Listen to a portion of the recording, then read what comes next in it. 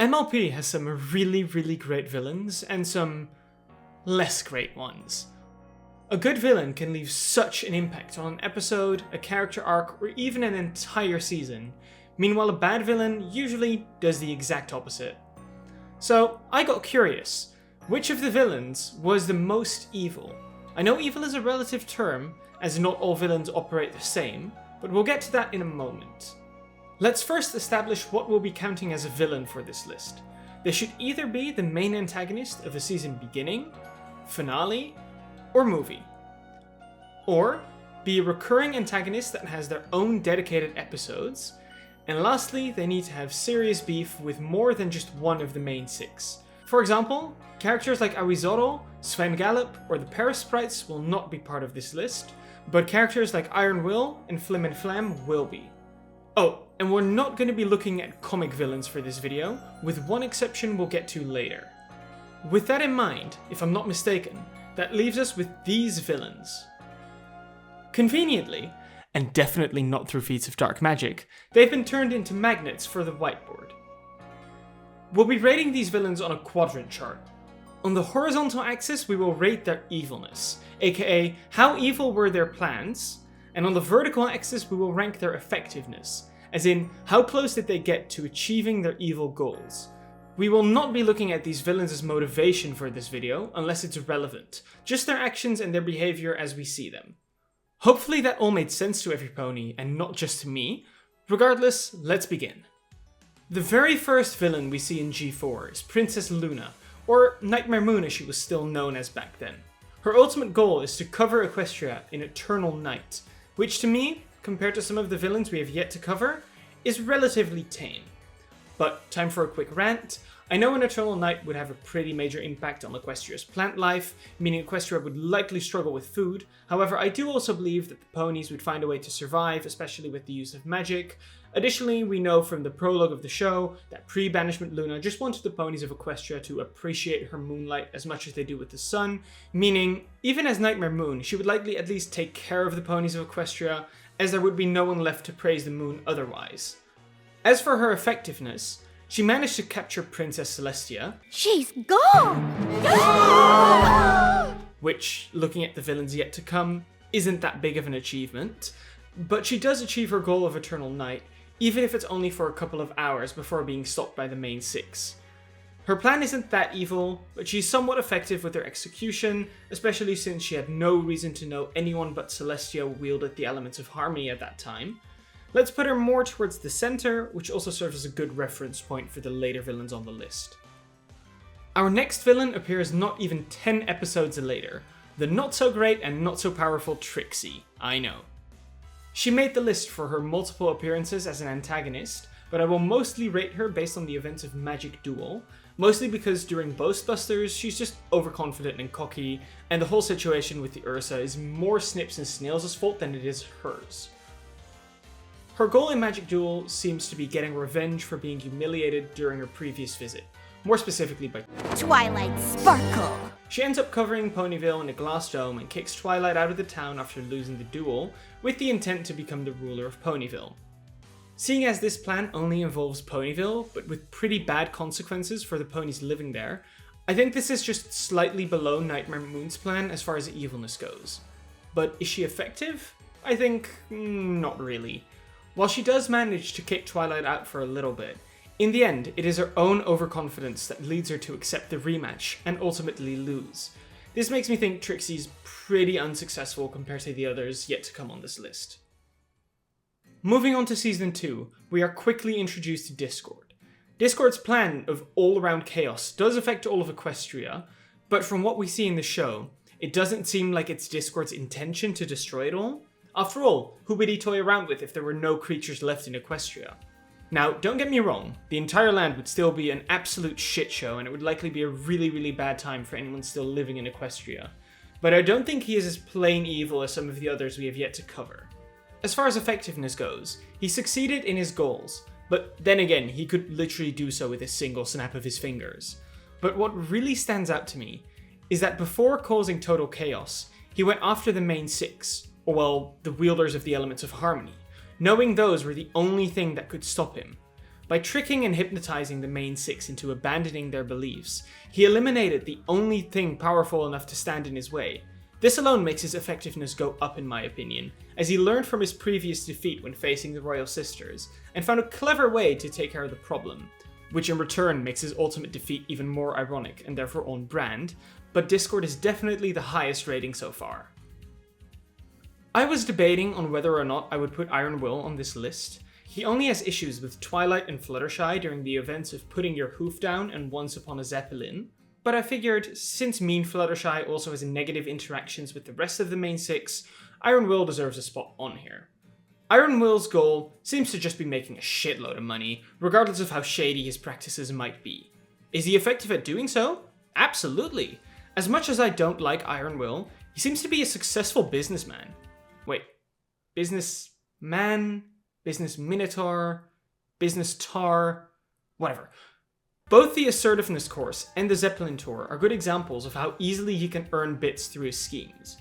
However, compared to the other creatures in this list, he just doesn't match up in terms of evil. Shady Businessman just doesn't compare to Eternal Chaos, Permanent Nighttime, or the complete destruction of Equestria. Don't worry, we'll get there. Despite this, I think his spot high up on the effectiveness rating is very well earned. Flim and Flam appear not long after, and they also kind of fall into the same category for me. Shady business ponies that try and con their way through life. However, I do think Flim and Flam are a little more evil than Iron Will, because Iron Will was actually providing a service, however negatively it might affect the ponies involved, but Flim and Flam's Miracle Tonic was just a complete scam. Plus, they were fully willing to watch Granny Smith jump off of that diving board, and let's just say they were willing to watch Applejack and Big Mac inherit Sweet Apple Acres a lot sooner than expected. I do also think they are less effective than Iron Will, because unlike him, the Flim Flam brothers actually get their plans foiled by AJ and the rest of the main 6 most of the time. I thought Queen Chrysalis was going to be a difficult one to rate, since from what I can tell, it's quite a popular theory within the fandom that she wasn't all that evil after all, and that she was just trying to be a good queen by feeding her hive. While I do get where every pony is coming from, for this video we're just looking at their actions, aka kidnapping, the invasion of Canterlot, more kidnapping, overthrowing the government, making evil clones of the main 6, just, to name a few. Evil, for the sake of this video, check. Effective? Not really. With the exception of Shining Armor in the wedding episodes, I don't think we ever actually see a changeling feeding off of some ponies' love. The changelings before the reform are also described as always being hungry, so I just feel like I can't give Chrissy a very high rating in that regard. Now, let's speed this up a little. There are still plenty of villains left to go, so let's just get all of the bad guys from Season 3 out of the way at once. Wait, what do you mean Season 3 only has one villain? Then why is it in the script? King Sombra, the I can fix him of MLP villains. And honestly, I can't blame you, just look at that poor stallion, he's just misunderstood. In all seriousness, I think up to this point, King Sombra is the closest thing the show has to a villain that is just pure evil. I mean, he was purely created with the intention to take over the Crystal Empire, and originally did so by literally turning the previous ruler, Princess Amore, into stone, and then shattering her into 1,000 pieces spread all across Equestria. As far as dark scenes go in this show about funny colored pastel horses, I'd say that's pretty high up there. As for effectiveness, I think he fits in right in the middle. He does a good job in Season 9 with faking his own death and taking over Canterlot, destroying the Tree of Harmony and the elements in the process.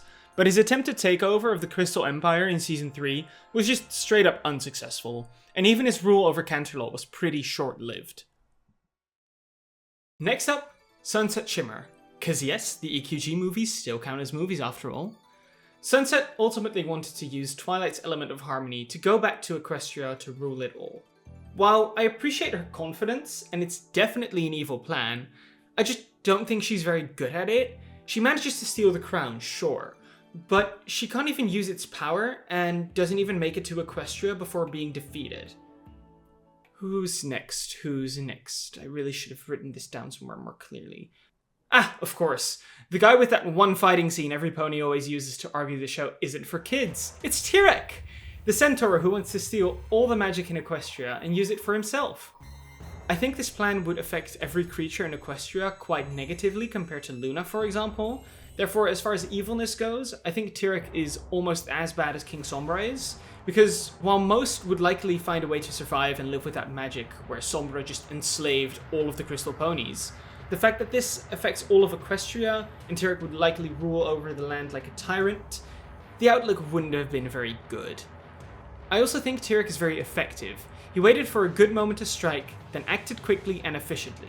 He stole the magic of a bunch of ponies, Discord, and all of the main 6 in a very, very short time.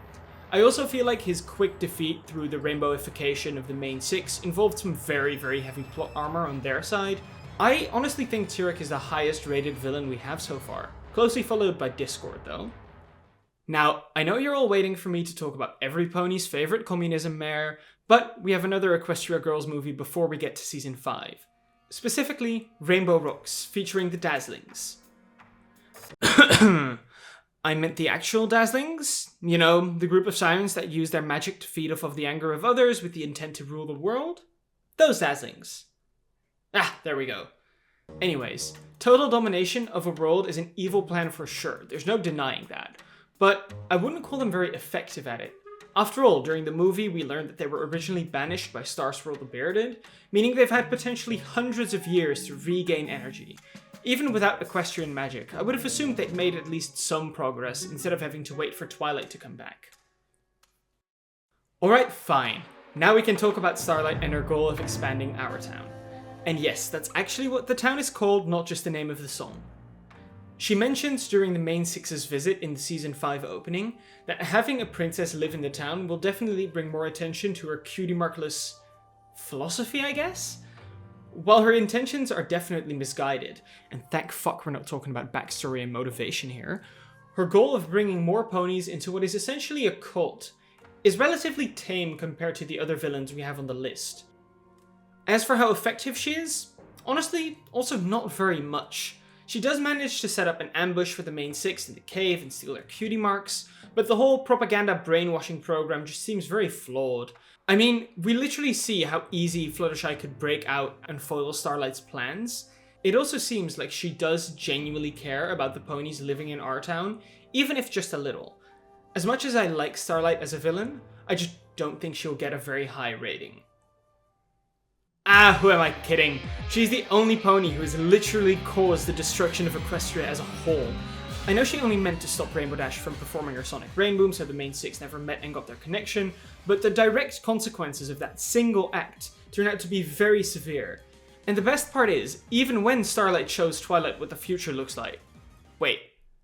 when Twilight shows Starlight what the future looks like, Starlight just straight up refuses to believe Twilight and even threatens to destroy the time travel scroll, therefore dooming Equestria. I don't see any reason why I wouldn't give Starlight an evil or effectiveness rating anything below the absolute max. So after that, who's ready to cool down with some more EQG villains? Fair enough, I suppose. Let's quickly get the Friendship Games movie out of the way then. I'll mostly be talking about Principal Cinch as the main villain here, as she is the one that pressured Sidetwi to turn into Midnight Sparkle. She was abusive and controlling, even when she was in way over her head with all the equestrian magic stuff, and pushed Sidetwi way too far without knowing what was going on and that there was dangerous magic involved. The one reason I'm not taking the consequences of this into account much was because it seemed like Principal Cinch also realized she made a mistake as soon as Midnight Sparkle appeared and seemed to worry about the consequences of her actions, as opposed to Starlight, who seemed fine with the idea of having destroyed Equestria as a whole. I'll put her on the low end of the scale for evilness, but high for effectiveness, as she seemed to be able to control all of the Crystal Prep students quite well, to the point that they feared not being able to live up to her high standards. You know what? Let's also get Goriosa, Daisy, and Juniper Montage out of the way to finish all the EQG villains that qualify. Goriosa traps a bunch of kids in the middle of the woods and doesn't allow them to leave? Yikes. For the sake of not getting cancelled, I will not compare those actions to any of the other villains in the show. Instead, I'll just send you off to Twitter jail. Juniper Montage also trapped the main characters, but this time in a magic mirror she got. She thought they were the only people standing in between her and her dream of becoming a famous actress. Her actions, similar to Goriosa, are just straight up kidnapping. and I doubt she would have let them go if it weren't for Starlight. And to those of you who haven't watched the EQG shorts, yes, Pony Starlight travels to the human world. Anyways, her delusion of fame doesn't last more than a couple of minutes, as she wasn't even able to exit the mall she worked at, so I wouldn't call her very effective. And I wouldn't consider her wanting to be a famous actress to be a very evil plan compared to Starlight or Tirek, for example. So, next on my list just says Stygian. Now, I definitely remember who that is, but for those in the audience who don't, could you just quickly tell me? Uh-huh. Season 7? The Pillars? Oh, the Pony of Shadows, right. I definitely knew about that. The Pony of Shadows is obviously one of the most iconic villains within all of Friendship is Magic. But is he that evil? His main goal is to destroy the Pillars of Equestria for not giving him the credit he deserved. Additionally, according to Star Swirl's flashback, he also wanted to rob Equestria of all hope, but I personally don't really see any signs of this through his actions in the episodes themselves. I would say that the Pony of Shadows was at least pretty effective in getting rid of the Pillars, as he managed to trap them in limbo for hundreds of years. Then again, he also trapped himself? I think I'll just put him right behind Nightmare Moon and... Aw, look at the cute shadow horses together. I ship it. I want to give an honorable mention to Lightning Dust, who I was thinking about putting on this list. She does meet the requirements of being an antagonist and is the main focus of multiple episodes, but I personally feel that none of her actions during the Wonderbolts Academy and the Washouts episodes really qualify as evil, beyond just holding a grudge against Rainbow Dash specifically. Now, onto the movie with Tempest and the Storm King. I will rank these two together since they both work towards the same goal of taking over Equestria. Tempest just has ulterior motives with getting her horn back and all. Regardless, we can see how effective they are during the invasion of the Festival of Friendship. Tempest takes out 3 out of the 4 princesses present within seconds of each other, and then locking up or enslaving the hundreds if not thousands of other ponies that are there. The only reason why I won't give them the top score for this is because, after all, one of the 4 princesses, alongside with all the other elements of harmony, managed to escape. As for evilness, if Sombra got this high score for enslaving just the Crystal Empire, the Storm King and Tempest are even worse. So, who's next? Ooh, yeah, no, straight to Twitter, Joe, you go. No questions asked. Not worth risking my channel over a fictional racist horse. Let's quickly move on to the other Season 8 villain. It's Cozy Glow. She's an interesting one to me because of how under the radar she flies for the entire season. Just looking at her actions, however, her goals align very close with Tirek, obviously. But Cozy Glow seems to take it a step further, not just trying to drain magic out of the ponies themselves, but also magic within artifacts. As for her effectiveness, she does a great job at trying to frame the Young Six for her own schemes, only to be foiled by their plot armor. Sorry, I meant friendship magic. However, at the end of the day, she never manages to achieve her final goal, which means I'll have to put her a little bit lower. Now, I was thinking about covering the Season 9 appearances of Tirek, Chrysalis, and Cozy Glow as a group together as a separate villain for this list, but I think their individual actions had more of an impact than their grouped appearances. However, I would love to hear what all of you guys think on where the 3 of them as a group should be ranked on this chart. Now that we've covered all of the G4 villains, let's also take a quick peek at G5 as well. And wait, I know what you're thinking. Before all the G5 haters click off the video, I promise there's an interesting theory that centers around G5 waiting for you guys at the end. The 3 main villains we see during G5 are Sprout during the movie, Opaline during the first season of Tell Your Tale and Make Your Mark, and finally Allura, making some recurring appearances in Tell Your Tale after her introduction in the Secrets of Starlight special. First off, Sprout. Sprout does a really good job of managing to rally all the ponies in Maritime Bay as soon as Hitch and Sunny are gone. I'll have to give him credit there. His intentions are also quite evil, just straight up going to war with the other pony races. However, as we see towards the end of the movie, most of his army bails at the first sight of a unicorn or Pegasus. That most likely means he didn't do a very good job as the so-called Emperor of Maritime Bay. Next up is the self-proclaimed Queen Opaline. We will not really focus on Misty as she was being controlled by Opaline, similar to what we did with Side-Twi and Principal Cinch. Opaline wants to steal all of the magic in the land and use it to become its ruler. Wow, I am starting to realize that stealing magic is a much more recurring theme than I originally thought. Opaline should be more original for real. This basically means she is as evil as Tirek as far as plans go, but Opaline did not even come close to actually ruling the land, or even being in control of all the magic for that much. The last major villain we see is Allura.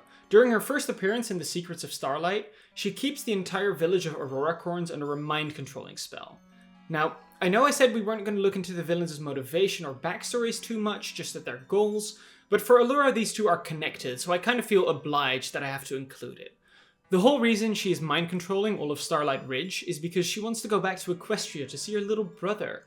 Additionally, she's at least making them feel happy while being forced to help her. Now, just to clarify, I'm not trying to justify her actions, they're definitely evil.